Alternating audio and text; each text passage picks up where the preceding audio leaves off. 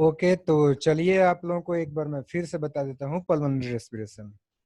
Pulmonary respiration को आप लोग डिफाइन कर सकते हो कि respiration through lungs is called pulmonary respiration. ठीक है, ये ध्यान रखना है कि ये पल्मोनरी रेस्पिरेशन जो है आपका हायर क्लासेस के जो एनिमल्स है ना उन सभी में होता है, जैसे कि आपका ह्यूमन बीइंग हो गया, बर्ड्स हो जाएंगे। ठीक है, तो ह्यूमन में अगर हम लोग बात करें तो आप लोग जो है ध्यान रखो कि पल्मोनरी रेस्पिरेशन को करने के लिए हमारे बॉडी के अंदर में एक ऑर्गन सिस्टम होता है जिसका नाम है रेस्पिरेटरी सिस्टम। और आज जो है मैं वही पढ़ाऊंगा आप लोगों को।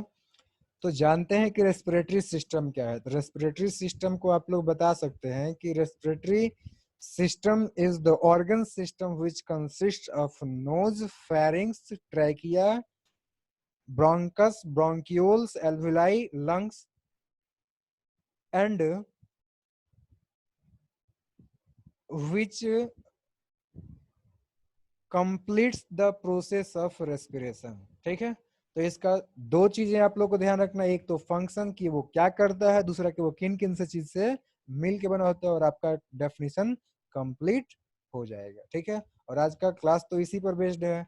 चलिए, अभी हमने बताया था नाक के बारे में, तो नोज जो है वो आपका first part of respiratory system है, जो कि आपका दो ठो पोर के जरिए ओपन होता है, और उसके पिछले हिस्से में जो है आपका एक चेम्बर होता है जिसको हम बोल सकते हैं नासल चेम्बर, या फिर जो है आपका नासल कैविटी। ठीक है, इस नासल कैविटी का जो पिछला हिस्सा होता है ना, यहाँ पे जो है आपका कुछ सेल्स होते हैं जिनको हम लोग ऑल्फैक्टरी रिसेप्टर्स बोलते हैं। ये ऑल्फैक्टरी जो रिसेप्टर्स है ना, ये सभी क्या करते हैं कि हमारे द्वारा सांस के रूप में ली गई हवा में कौन सा ऑर्डर है, यानी कौन सा जो आपका स्मेल है, उसको डिटेक्ट करके और फर्दर जो है वो ब्रेन तक भेजती है। ठीक है, इसके बाद जो एयर है वो आपका पहुंचता है फेरिंग्स में, जो कि आपका जो है ये ब्राउन कलर से दिख रहा है, जो कि कॉमन पाथवे होता है फूड का और विंड का।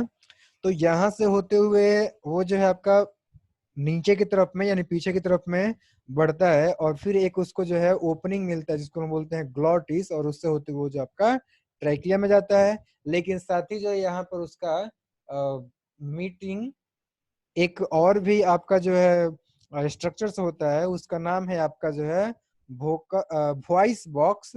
ठीक है, तो वॉइस बॉक्स से ये मिलता है। यहाँ पर ध्यान रखेंगे आप लोग, वॉइस बॉक्स का जो है अलग दूसरा भी नाम है, उसको हम लोग लैरिंग्स बोलते हैं, जो कि यहाँ पर दिखाया हुआ है। तो ये है आपका लैरिंग्स, या फिर जो आपका वॉइस बॉक्स, या फिर एक तीसरा नाम आप लोग याद रखिए कि इसको जो हम लोग एडम्स एप्पल भी कहते हैं। ठीक है, तो ये हो गया आपका जो है एडम्स एप्पल। ठीक है, चलो, तो आप लोगों को ये सब ध्यान रखना है। इसके बाद में बात करूं, जब वो ट्रैकिया में पहुंचता है तो ट्रैपिया के ऊपर जो है बहुत सारे सी शेप्ड कार्टिलेज होते हैं जो कि उसको पिचकने से रोकते हैं। ठीक है, ये ट्रैकिया को, तो ये सी शेप्ड कार्टिलेजेस का क्या जो है आपका फंक्शन है ये भी ध्यान रखिए। और जब ये ट्रैकिया जो है आपका थोरेसिक कैविटी में पहुंचता है तो दो पार्ट्स में डिवाइड होता है, राइट और लेफ्ट में। इन्हीं राइट और लेफ्ट ब्रांचेज ऑफ ट्रैकिया कहलाते हैं आपके जो है ब्रोंकस यानी कि ब्रोंकाई। ठीक है, तो ब्रोंकाई जो है वो प्लूरल हो गया ब्रोंकस का। तो ये दो ठो आपका जो है ब्रोंकस हो गया। ब्रोंकस जो फर्दर जाकर के डिवाइड होता है बहुत सारे ब्रांचेज में, और वो सभी जो है ब्रांचेज आपके कहलाते हैं ब्रोंकियोल्स। तो ये सब जो मैं बना रहा हूँ, ड्रॉ कर रहा हूँ, ये सब हो गया आपका जो है ब्रोंकियोल्स, जो कि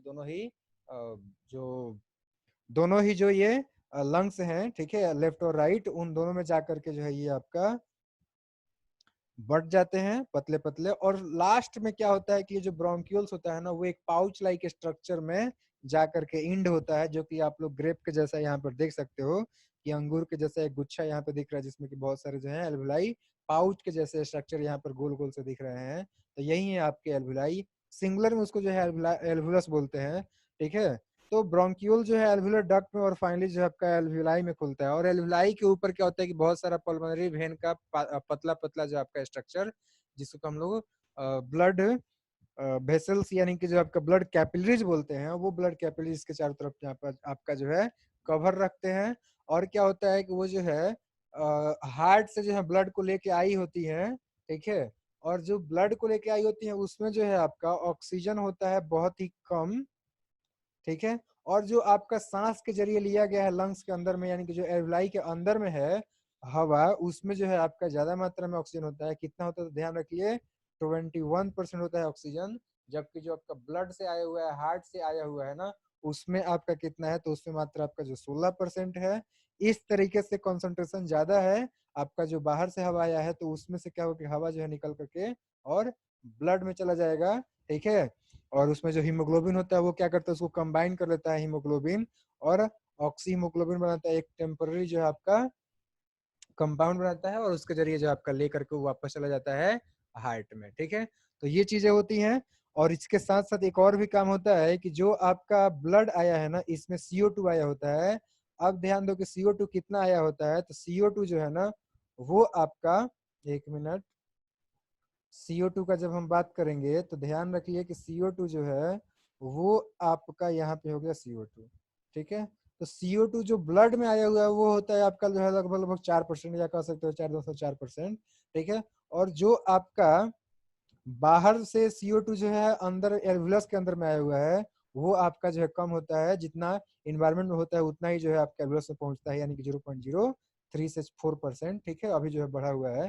तो अब देख रहे हो कि यहाँ पर जो कंसंट्रेशन ब्लड में ज्यादा है, तो ब्लड में से निकल करके एल्वुलस में चला जाएगा CO2, और फिर जो है एल्वुलस से होते हुए आपका जो है एल्वुलर डक्ट, और एल्वुलर डक्ट से होते हुए आपका जो है जो आपका ब्रोंक्यूल से है, ब्रोंक्यूल से होते हुए आपका जो है ये जो क्या चीज है, ये जो है आपका ब्रोंकाई है, और ब्रोंकस से होते हुए जो आपका ट्रैकिया, ट्रैकिया से नाक, नाक से जो आपका बाहर, इस तरीके से आपका जो है प्रोसेस होता है। तो आपने जाना किस तरीके से आपका इनहेलेशन होता है, तो इनहेलेशन तो आपने जान लिया। अब चलते हैं, जानते हैं कि इनहेलेशन आखिर होता कैसे है, ठीक है। तो इनहेलेशन को जानने के लिए जो है, एक मिनट आप लोग थोड़ा सा वेट करो। चलो अब आप लोगों को समझ में आएगा इनहेलेशन, एक मिनट, हाँ। देखो, इनहेलेशन जो आपका प्रोसेस है ना, इसको करने के लिए कुछ जो हमारे बॉडी के अंदर में एक्शन होता है, वो क्या होता है तो देखो, इसके लिए यहाँ पर जो है आपका डायग्राम होता है, ठीक है। एक जिसको कहूँ रिब केज बोलते हैं एक्चुअली। उससे पहले जो है मुझे कुछ और भी चीजें आप लोगों को समझाना है, तो रुक जाओ, वेट करो, मैं समझाता हूँ। चलो, तो आप लोग जो है इस डायग्राम में देख सकते हो, और यहाँ से आप लोग समझ सकते हो, ठीक है। चलो मैं समझाता हूँ। देखो, ये जो आपका रिब केज है ना, एक्चुअली बात करूं तो हमारा जो बॉडी का सेंट्रल पार्ट है उसको हम लोग दो पार्ट्स में डिवाइड करते हैं, ठीक है। देखो, ये है आपका चेस्ट कैविटी, ठीक है।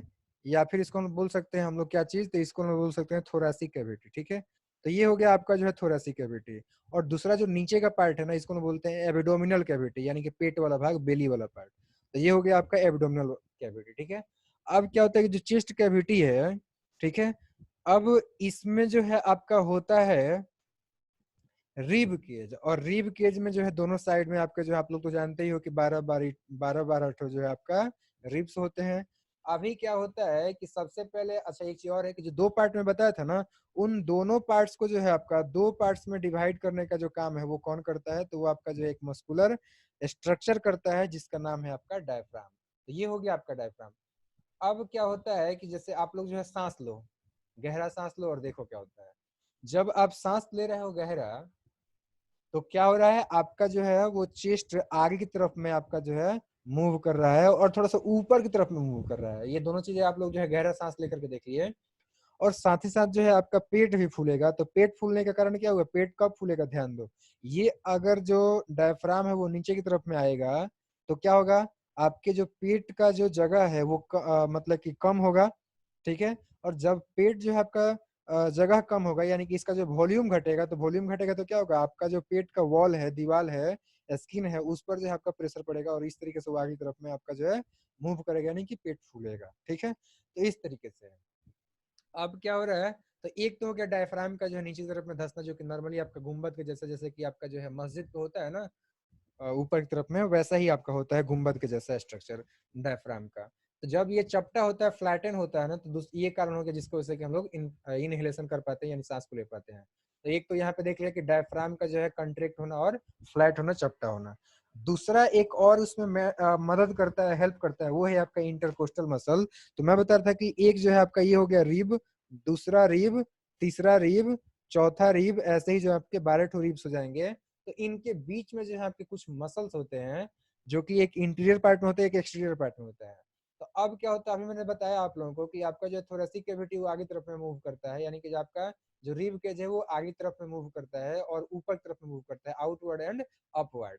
इसका कारण क्या है, कारण देखो, जो आपका बाहर की तरफ में इंटरकोस्टल मसल्स होता है ना, ये आपका जो है कंट्रैक्ट होता है। जब ये कंट्रैक्ट होगा तो क्या होगा, ये जो मसल्स, ये जो आपके रिब्स हैं, ये आगे की तरफ में यानी कि जो है सामने की तरफ में मूव करेंगे, ठीक है। दूसरी बात ये है कि अंदर का जो आपका मसल्स है ना, इंटरकोस्टल मसल, वो आपका जो रिलैक्स होगा। जब वो रिलैक्स होगा तो फिर क्या होगा, ये जो है आसानी से जो रिब्स है वो आगे तरफ में यानी कि बाहर की तरफ में, आउटसाइड की तरफ में आपका जो है मूव करेंगे, ठीक है, साथ साथ ऊपर तरफ में मूव करेंगे। तो ये दो प्रक्रियाएं होती हैं जिसके वजह से कि आपका जो इनहेलेशन हो पाता है। क्यों हो पाता है, तो एक तो मैंने डायफ्राम का सिकुड़ना का बता दिया था कि जब सिकुड़ता है तो इसके वजह से क्या होता है कि एब्डोमिनल कैविटी जब आपका बढ़ जाता है, सॉरी, एब्डोमिनल कैविटी जब आपका घट जाता है। जब एब्डोमिनल कैविटी घटेगा, ये जो डायफ्राम नीचे आएगा तो इसकी वजह से क्या होगा, ये जो थोरेसिक कैविटी, ये इसका वॉल्यूम बढ़ेगा। जब वॉल्यूम बढ़ेगा तो उसमें जो हवा है वो तो उतना ही है ना, तो इसलिए क्या होगा, इसका जो है प्रेशर वो आपका घट जाएगा, ठीक है। और जब प्रेशर घट जाएगा और प्रेशर जब ज्यादा रहेगा बाहर में, तो बाहर का हवा जो है नाक में, और फिर जो है ट्रैकिया में, और फिर जो है आपका चेस्ट के अंदर में आ जाएगा। तो इस तरीके से हम लोग सांस को लेते हैं। तो उम्मीद करता हूँ कि आप लोगों को ये बातें समझ में आ गई। चलिए इसी के साथ साथ हम लोग ये भी समझ लेते हैं, चलो एक बार पूरा प्रोसेस समझ लेते हैं। देखो, सबसे पहले जो इंटरकोस्टल मसल जो कि अंदर की तरफ में होता है वो रिलैक्स हुआ, जिसकी वजह से क्या होगा, जो रिब्स है वो आपका आगे तरफ मूव करने के लिए तैयार हो जाएगा। साथ ही साथ अब जो बाहर का जो एक्सटर्नल इंटरकोस्टल मसल है वो आपका जब कंट्रैक्ट होगा, तो अब जो है आपका इंटरकोस्टल मसल, सॉरी, रिब्स जो है वो आपका बाहर की तरफ में और ऊपर की तरफ में मूव करेगा, जिससे कि आपका वॉल्यूम बढ़ेगा। और जब वॉल्यूम बढ़ेगा तो प्रेशर घटेगा, प्रेशर घटेगा तो अंदर की तरफ में हम लोग हवा ले लेंगे और लंग्स तक जो है पहुंच जाएगा। एक इसमें हेल्प ये भी कर रहा है डायफ्राम। डायफ्राम क्या हो रहा है, कंट्रैक्ट हो रहा है, जिसकी वजह से क्या हो रहा है, वो चपटा हो जा रहा है। और चपटा हो रहा है तो इसकी वजह से क्या हो रहा है, देखो यहाँ पे चपटा हो रहा है, तो इसकी वजह से क्या हो रहा है, चपटा हो रहा है, तो इसके वजह से देख सकते हो यहाँ पर जब चपटा हो गया तो क्या होगा, प्रेशर इतना जो आपका वॉल्यूम अब और बढ़ गया, ठीक है। तो ये चीजें हैं, तो इसके वजह से जो आपका हम लोग सांस ले पाते हैं, और फिर जो आपका एल्वियस के अंदर में एयर आ जाता है, क्योंकि उसमें एल्वियस के अंदर में आपका जो प्रेशर वो आपका घट जाता है, ठीक है। तो ये चीजें हैं। अब जस्ट इसका उल्टा मैं बात करूं कि किस तरीके से जो है आपका एक्सहेलेशन होता है, तो जस्ट इसका अपोजिट हो जाएगा। अब क्या होगा, इंटरकोस्टल जो मसल्स हैं वो आपके जो है कंट्रैक्ट होंगे, ठीक है, जिसकी वजह से कि आपका रिब्स जो है अंदर की तरफ में आए, और एक्सटर्नल जो आपका इंटरकोस्टल मसल है वो आपका रिलैक्स होगा, ताकि जो है आपका ये जो रिब्स है वो अंदर की तरफ में आए। और साथ ही साथ क्या होगी, जो डायफ्राम है वो फिर से जो आपका गुंबद के जैसा हो जाता है, और इसमें आपका कोई एनर्जी नहीं लगता है। क्यों नहीं लगता है, ध्यान दो, ये एक अगर स्प्रिंग है, तो इस स्प्रिंग को अगर आप जो है कंप्रेस कर देते हैं तो आपको जो है प्रेशर लगेगा, मतलब कि मेहनत लगेगा। लेकिन अगर उसको छोड़ते हो तो क्या होता है, फिर से ये अपने रूप में आ जाता है। तो उसी प्रकार से ये जो आपका गुंबद के जैसा आपका जो डायफ्राम है, इसको कंट्रैक्ट करने के लिए आपको मेहनत करना पड़ेगा, इनहेलेशन करने के लिए मेहनत करना पड़ेगा। लेकिन जब इसको छोड़ोगे, प्रेशर हटाओगे, तो ये ऑटोमेटिकली जो गुंबद के जैसा होगा, और इस थोरेसिक कैविटी का वॉल्यूम जो है आपका घटेगा और प्रेशर जो आपका बढ़ेगा। जब अंदर में प्रेशर बढ़ेगा तो क्या होगा, ऑटोमेटिकली जो आपका एयर इस लंग्स से यानी कि एल्वियस से निकल करके आपका जो है ब्रोंक्यूल्स में, ब्रोंक्यूल से निकल करके ब्रोंकस में, ब्रोंकस से निकल करके आपका जो है ट्रैकिया से होते हुए नाक से बाहर निकाल दिया जाएगा। तो इस तरीके से एक्सहेलेशन करते हैं, ठीक है। चलो अब फिर से वापस चलते हैं। इनहेलेशन जो हमने बात किया था कि जब होता है तो इसके जरिए जो है आपका एल्वुलस के अंदर में आपका जो है एयर इन कर जाता है, यानी कि प्रवेश कर पाता है, और यहाँ से जो है आपका वो पहुंचता है सेल तक। कैसे पहुंचता है इसको जो हम लोग अगले स्लाइड में देखते हैं, ठीक है। चलो तो अगले स्लाइड में मैं आप लोगों को दिखा देता हूँ।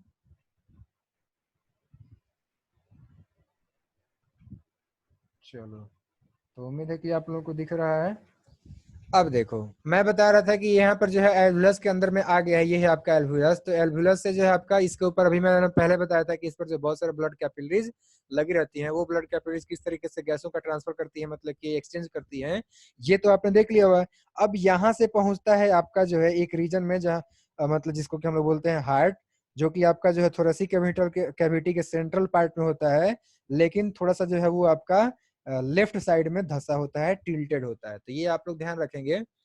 अब यहाँ पर पहुंचता है तो यहाँ से लेफ्ट एट्रियम में पहुंचता है, फिर जो है आपका लेफ्ट वेंट्रिकल से होते हुए बॉडी के डिफरेंट पार्ट्स में पहुंचता है, और वहां पर जो आपका होता है सेलुलर रेस्पिरेशन। और सेलुलर रेस्पिरेशन क्या होता है मैंने आप लोगों को पहले ही पढ़ा दिया है, जिसमें कि आपका जो है सेल्यूलर, ठीक है। थोड़ा सा यहाँ पे कुछ मिस प्रिंट हो रहा, मिस टाइपिंग हो रहा है, चलो एक मिनट। तो सेलुलर रेस्पिरेशन आप लोग तो जानते ही हो क्या लिखना है, सेल्यूलर, ठीक है। तो सेलुलर रेस्पिरेशन हो गया, ठीक है। ये सेलुलर रेस्पिरेशन क्या होता है आप लोगों को जो है दो स्टेप में मैंने बताया था कि ये होता है ग्लाइकोलिसिस है पहला, और दूसरा स्टेप जो है आपका क्रेब्स साइकिल है। तो दोनों क्या होता है ये तो मैंने पहले ही बता दिया हुआ है, समझा दिया हुआ है, ठीक है।